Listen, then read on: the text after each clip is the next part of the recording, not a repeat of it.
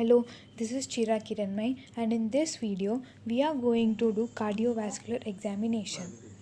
While you're speaking to the patient, observe his general appearance like color, respiratory rate, and level of anxiety he is having or she.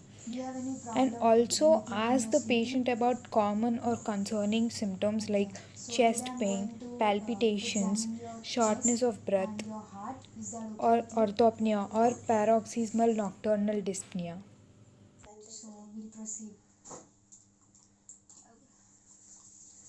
I'll ask you to lay down on the bed.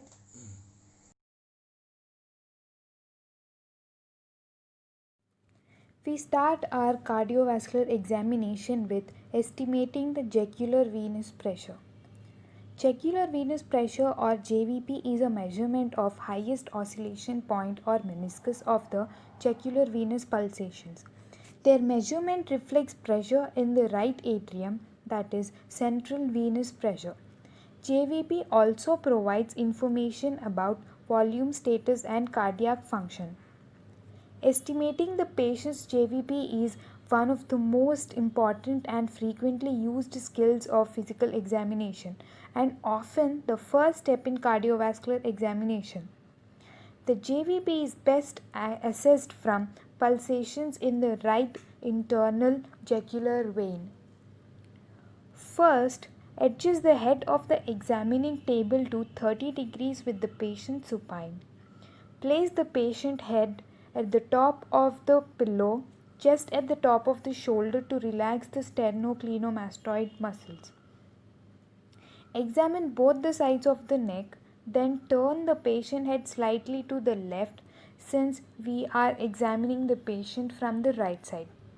Focusing on the right side, identify the external jugular vein and internal jugular venous pulsations. If necessary, raise or lower the head of the bed until you can see the oscillation. Point of internal jugular pulsations in the lower half of the neck. Look for the oscillation point along the sternocleidomastoid muscle between the clavicle and angle of the jaw or just posterior to the sternocleidomastoid muscle. Internal jugular pulsations are soft, undulating with 3 elevations, 2 troughs per beat, whereas the carotid pulse has more vigorous thrust with single outward component. Internal jugular pulsations are rarely palpable. The height of the internal jugular pulsation usually falls with the inspiration. Now measure the oscillation point of pulsation in the right jugular vein. To do that, extend an elongated rectangular card such as 3 by 5th card from meniscus point of pulsation while extending a ruler from sternal angle, making a right angle to establish a true vertical horizontal line. Read the vertical distance where the card crosses the ruler. This measurement identifies JVP. Venous pressure elevated above normal when it is elevated 3 to 4 centimeters above the sternal angle with the head of the bed elevated 30 degrees or 7 to 8 centimeters in total distance above the right atrium.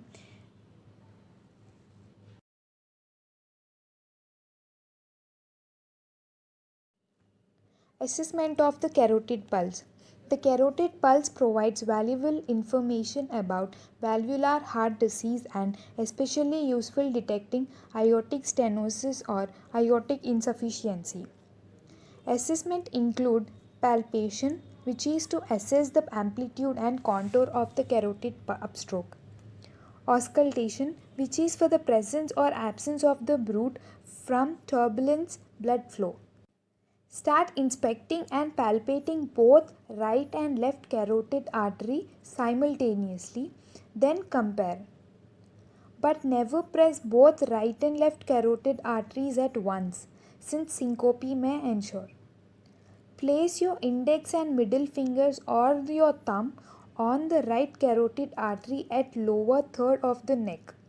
Press just inside the medial border of the well relaxed sternocleidomastoid muscle. roughly at the level of cricoid cartilage. Slowly increase pressure to feel maximal pulsation, then slowly decrease pressure to detect arterial pressure, wave and contour. After palpating both arteries, listening carefully over both arteries with diaphragm or bell of your stethoscope, ask the patient to hold their breath for a moment so the breath sounds do not obscure the sound of the turbulent flow. Listen for a bruit, which is a whooshing murmur like sound of vascular origin, often from atherosclerotic narrowing.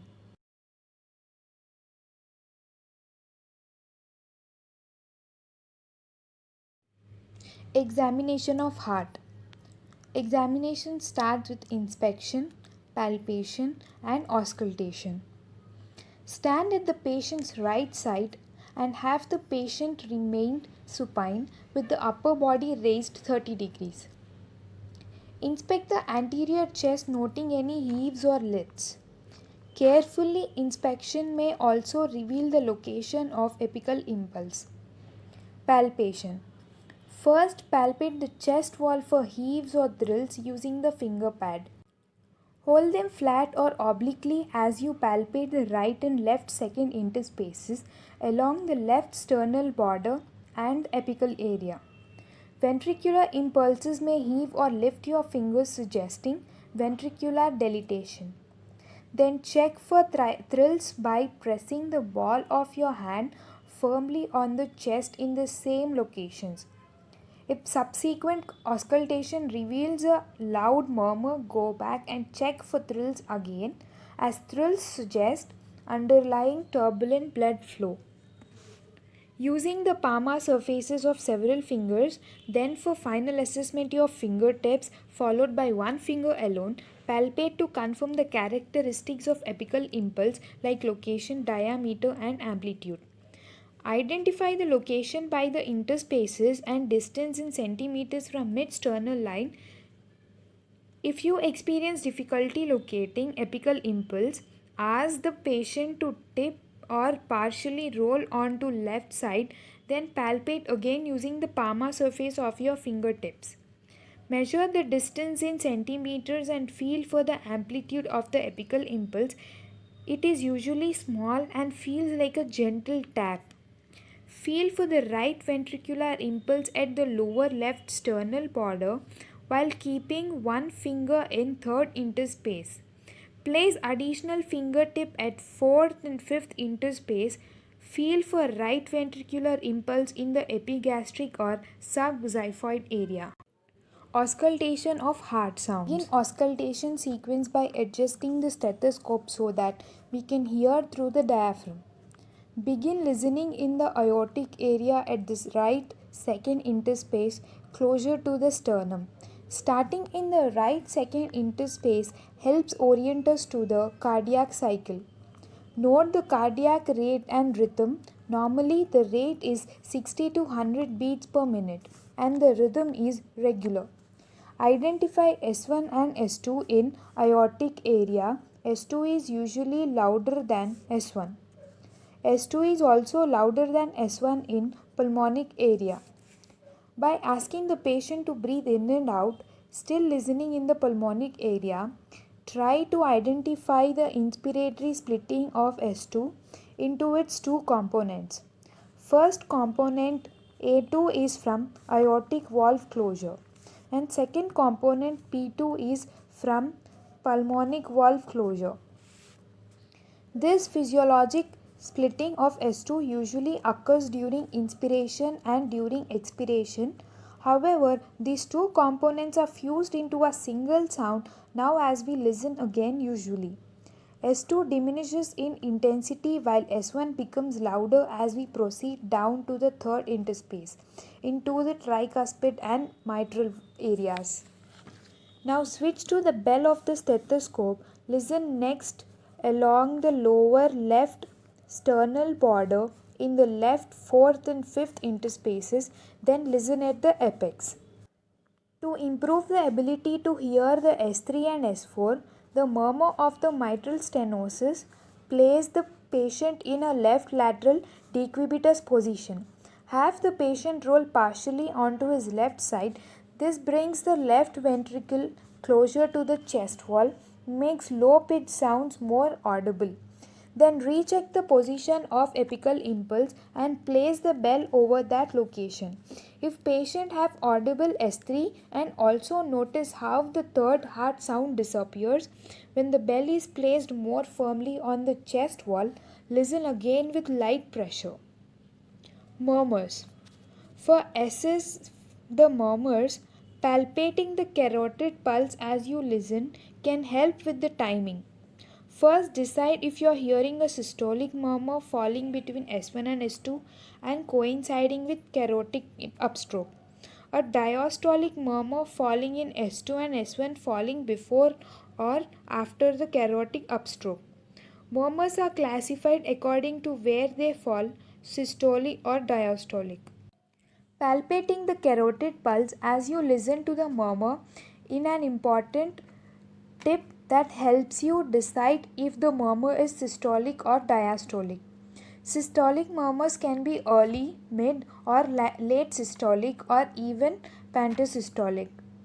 Describe the murmur's position relative to sternum, apex, the mid-sternal, or the mid-clavicular and the axillary lines. The quality of a murmur is described as harsh, blowing, musical, or rumbling.